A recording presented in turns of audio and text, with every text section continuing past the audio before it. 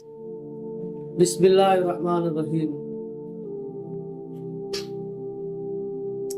ایک سوال یہ کیا جاتا ہے،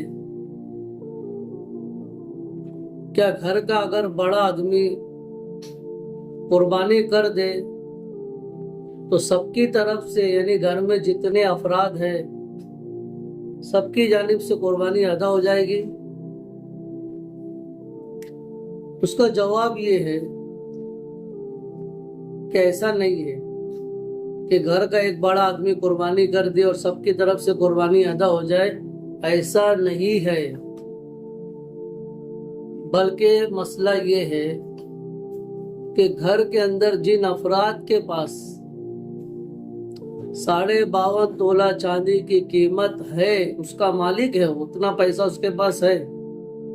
فرض کرو آج کے ریٹ جو ہے 52.5 تولہ چاندی کا قیمت جو ہے 40 سے 45 ہزار روپے ہے۔ اگر گھر کے اندر جتنے بھی افراد ہیں، اگر وہ 52.5 تولہ چاندی کی قیمت کے مالک ہے تو ان پر قربانی کرنا ضروری ہے۔